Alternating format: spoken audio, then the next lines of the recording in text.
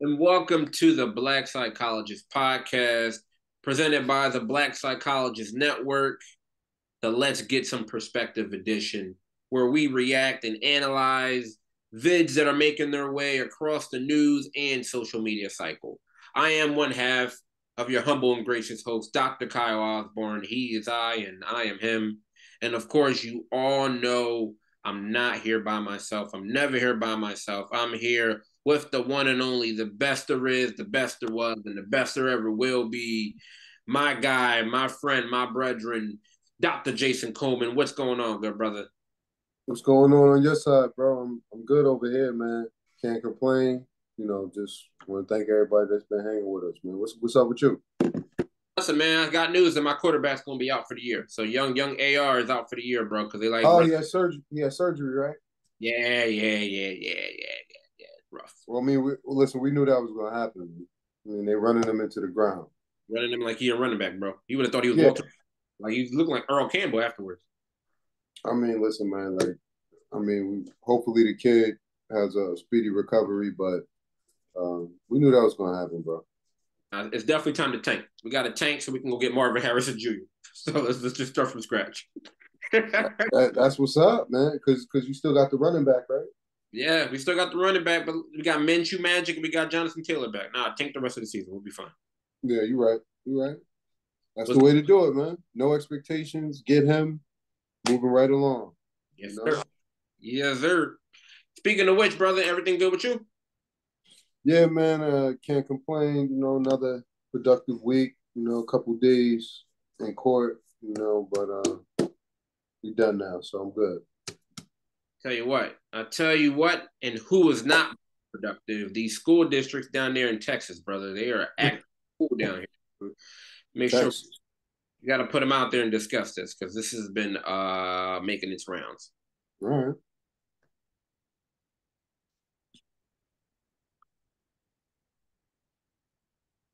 This is the hairstyle that has Daryl George, a junior at Barbers Hill High School in Mont Belvieu, in trouble. It is a part of who we are. He's been in school suspension since August 31st. That's the same week Texas outlawed racial discrimination based on hairstyles. I had a meeting with the principal and assistant principal, and they said that it's because the Crown Act doesn't cover the length of his hair. According to the dress code posted to BHISD's website, the policies were established to teach grooming and hygiene, instill discipline, and ensure students are dressed in a manner that is clean and neat. For male students, that means their hair cannot extend below their eyebrows or earlobes, not even if the hair is gathered or pulled back. I want them to change their policies. I want them to stop being discriminatory against black and brown kids.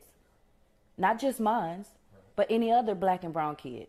Darisha George says her son has not worn his hair down since school started in mid-August. I'm trying to figure out how he's getting violated when y'all never seen his hair let down. How do y'all know it's below his eyebrows? This is her son's first year at the school. The family just moved to the area, and the hair problems are not just causing them headaches. It's impacting Daryl's entire high school experience. His grades are failing. Like, they're going down drastically. He's not getting a proper education. He's not getting the proper instructions. I'd like to go back to class and do what I need to do to get my education. Thanks for watching. Stay updated. All right, Jay. Let's get some perspective. All right. What do you make out of this, brother? Well, since I am one of the people that this might directly affect, right? If I was in one of these states, obviously, we covered this before in terms of the Crown Act, so obviously this is something that I would take personal. It's ridiculous, right? I'm glad they read the rules. Right, because I wrote something down when they were talking. They want to teach the kids grooming and hygiene and clean, and they want their hairstyles to appear clean and neat. That's exactly how his hair looked, right? He looked like he was fresh out of the loctician or hair salon, right? Creased, everything, and it wasn't even below, his shoulders. So,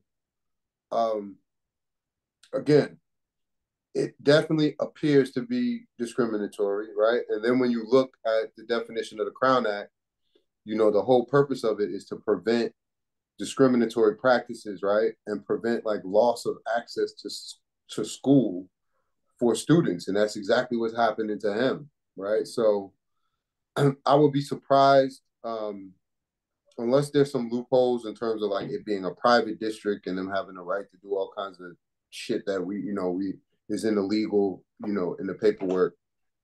I would think that this is something that's going to gain traction, right? Because mom seems like she's very, adamant about her son's rights, right? She appears to be a good advocate, and she knows the facts, right? So that doesn't seem like appear to be a woman that's going to give up. And he's out of school. He's losing, his opportunity for his education. I think he was a freshman, right?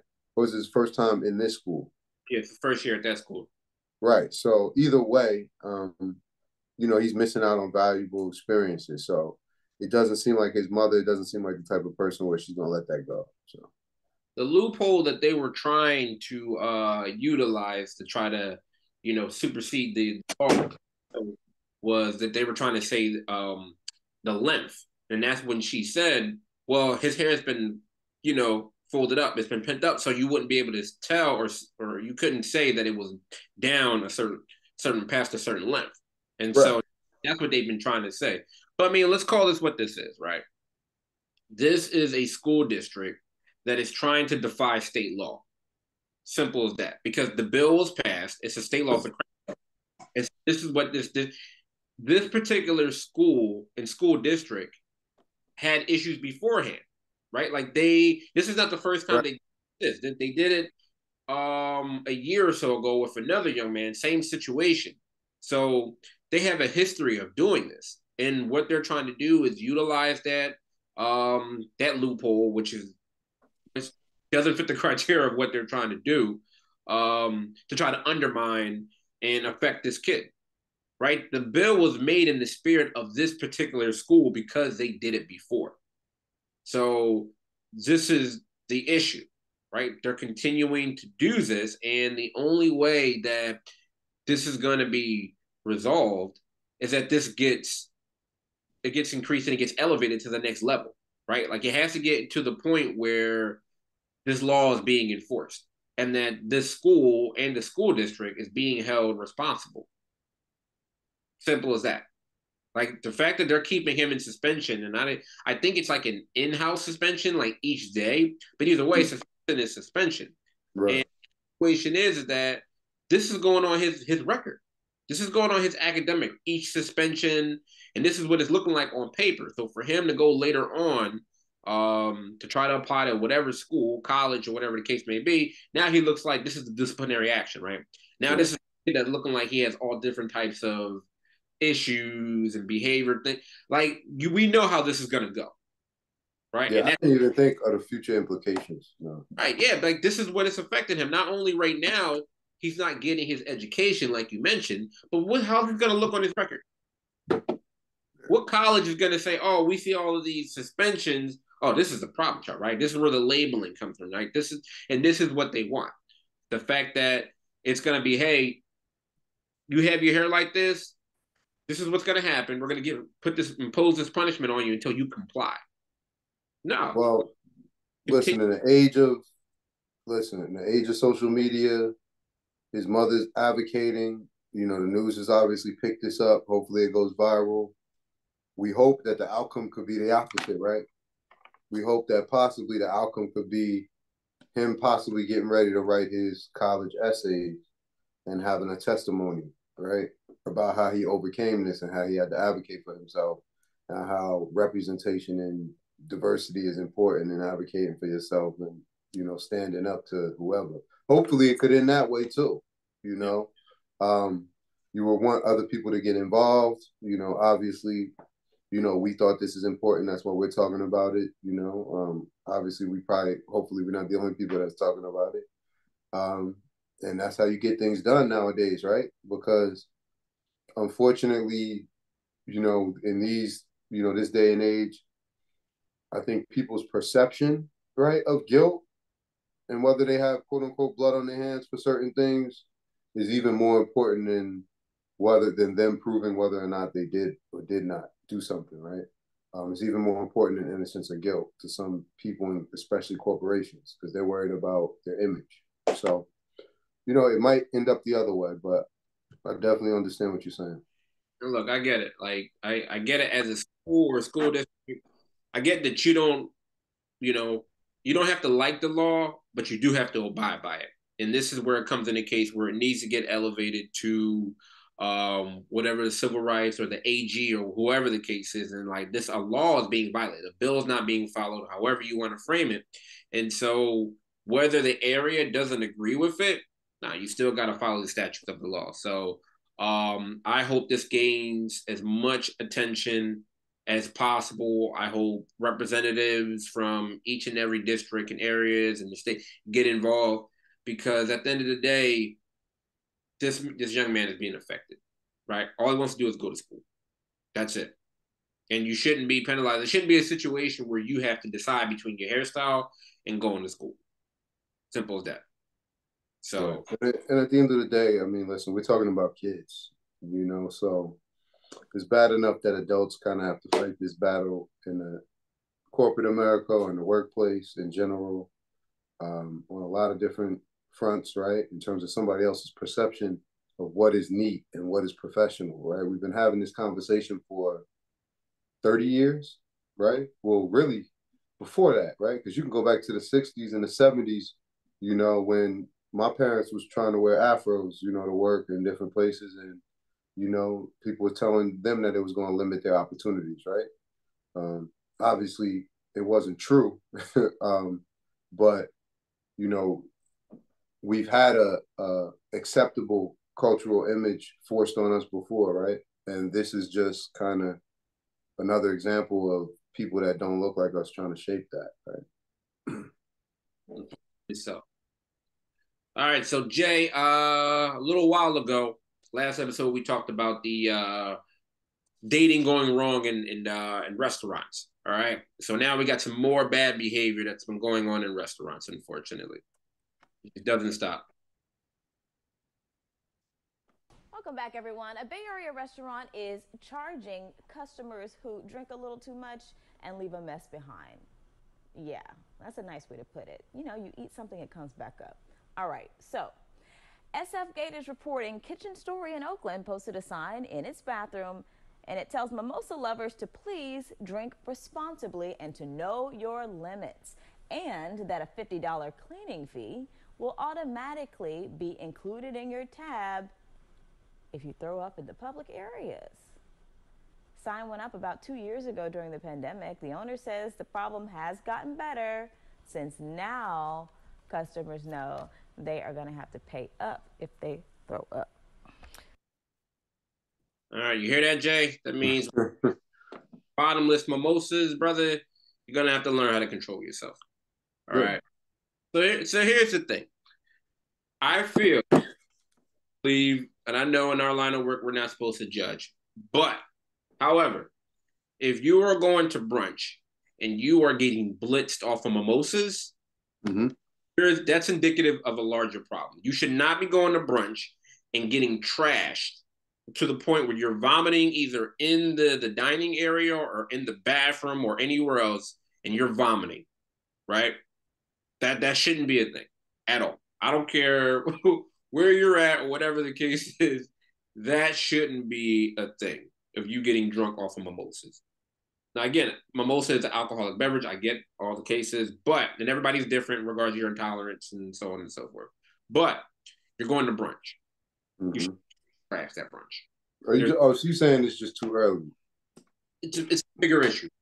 Brunch. We've all been to brunch, right? Like going there with I get what you're saying. You know what I mean? The idea, I mean, at brunch is, providing a mimosa, if you want, I don't want to use that term, but as a little like starter, but it's not, but you're not supposed to kind of, Occasional drink, right? Like So the fact that a restaurant has to go to these particular limbs to say, hey, you know what? This has been becoming an overwhelming problem where now we have to incorporate a fine, right? Or a fee because it's happening that frequently.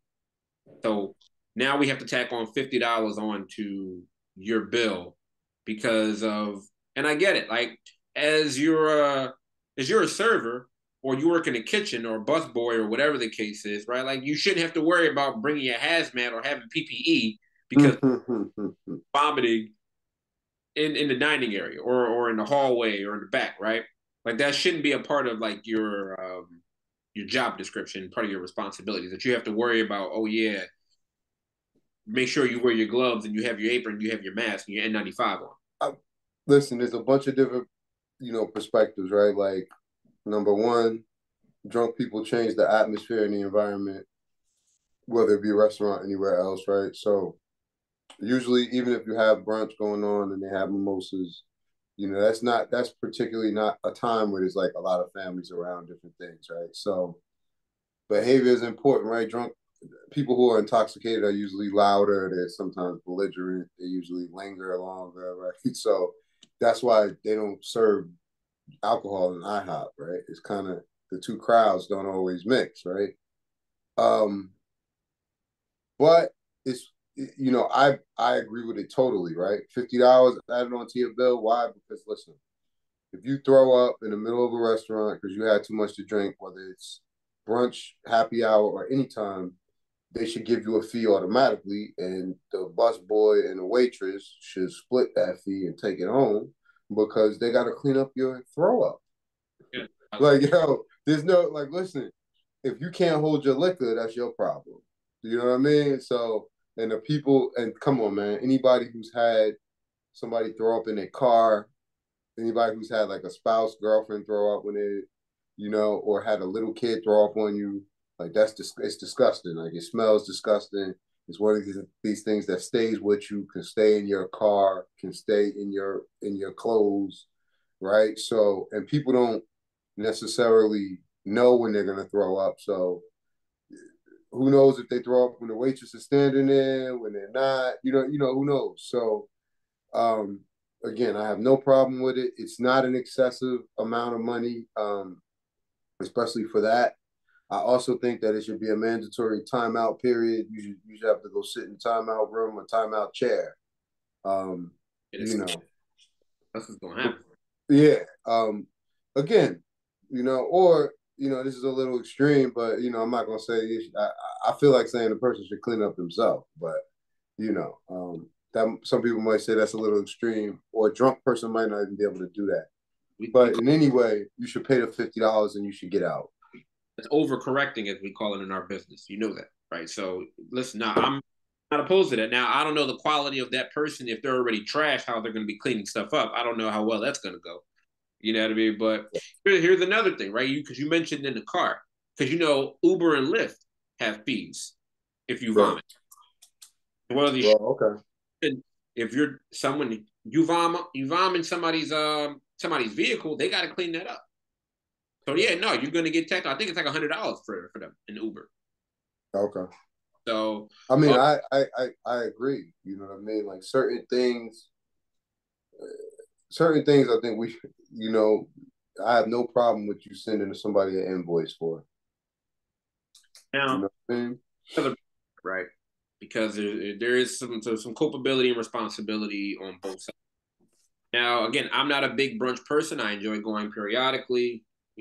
At the same time, these places that have these bottomless mimosas, how about we limit the mimosas that are being distributed to people, right? Like when you have bottomless mimosas, I don't know. I think there's like a time limit with certain places, right? I think it's like an hour. So you have to think of if you're saying bottomless mimosas and you have like an hour, what's that person gonna order or could just continue to order? Mimosas, right? They're just gonna continue to order as many as possible within that short time frame. And and I know the key ingredient to getting intoxicated is drinking or ingesting as much as possible within a short period of time. Right. So if you got somebody, no matter who the person is, at some point in time, they're ordering just constantly, they're just downing them. Yeah, the more likelihood that there's going to be an issue. So I absolutely believe There's two parts of it. Yeah, you shouldn't be going to brunch with the intention of getting blitzed. I stand by that. At the same time, the restaurant don't give them the ability to get blitzed, right? It's like, Well, okay, because you know what happens with mimosas, and again, it's different prices depending on the places. But if them things are $9, $15, $20 a pop, yeah, you're not gonna have somebody that's continuing to order them, right? That discourages that depending on the price. So, but the bottomless mimosas thing is like, oh, they're just gonna go ham on it because it's all just that one price. right. And even if it's not bottomless, you know, we've all seen the advertisements where it's $5 mimosas on Sundays for the brunch, right? Now, this is a long time ago. I'm dating myself because I was definitely in college, right? When I would go to we just had this conversation on the other show about chain restaurants, right? But when I used to go to Applebee's, right? This is a long time ago. They used to have dollar margaritas, right? Dollar, bro. Can you imagine how many margaritas I had when it was $1? It's like, yo, when you go anywhere, now they weren't good. They were watered down, but they had liquor in them, right? So Enough of them. listen, it's enough to the point where you can invite your boy. Be like, yo, I got you, yo. Come on. We drinking margaritas, right? As long as you get a margarita, you're good. It's $1. You know? No, as long as you got margarita, man, we good. Oh, I got you. $20. You know what I mean? Whatever. But so my point is, those things kind of they don't equate in terms of like the culpability with the restaurant and them trying to limit how much alcohol you consume, and their bottom line being, yo, let's put asses in seats, you know, and sell as many, you know, pancakes as we can, you know, or whatever, chicken wings, whatever, the burgers, whatever the case may be. Right. So, listen, I don't know. I'm not a lawyer. I'm not going to play one, but I'm sure that obviously you're not supposed to serve a drunk person, you know, a clearly intoxicated person, right? But the fact that the model remains that we have like restaurants with bars inside them, you know what I mean? The Fridays model, the TJ, you know, whatever. And you and I both know that we see people that have been that will go there, sit at the bar, watch a whole game, be faded, and nobody knows how they get home, right? Right. So they clearly have, my whole point is that they clearly have some degree of protection. I don't know what it is. You know what I mean? But this is the model. You understand the point I'm making, right? This is the model everywhere. Yeah. You know what I mean? And there's no like, yo, everywhere in our society, wherever we're at, like you go to bars, clubs, like there's nobody standing by the door to say that, yo, if you're intoxicated, like go over there, or that's what you need security for. You know what I mean? But we have none of those things in place. So, you know, people are getting intoxicated every day, you know, hitting people on the road driving. They're coming from somewhere. You know, they're not all coming from somebody else's house, right? So my point is, you know, these kind of things, you know, sometimes these things don't really equate in terms of, yeah, like we hold people responsible for driving drunk because that's a decision that they made, you know, but we'll allow them to drive to a place where we know they have to drive home, right? And then we'll serve them alcohol to the point where there's no minimum number of drinks. You have a person behind the bar who's not a trained medical professional that's supposed to decide when somebody's had too much. It's kind of a little crazy, you know, but it's America, you know. Definitely some factors for some restaurants to take into consideration. Jay, anything else before we get out of here? Nah, not much, man. Just you know, again, enjoying definitely the new segment. We appreciate this response, the positive response and the support. You know, please leave comments if you have, you know, if you like the video, you like the topic, you got a suggestion for new ones, or you know, you got a comment, opinion on the topic. We appreciate it. Thank everybody for liking the videos, and definitely appreciate the new subscribers. Absolutely. All right, Jay. If not anything else, wishing you good mental health, good brother. All right, bro. Have a good one, man. Later.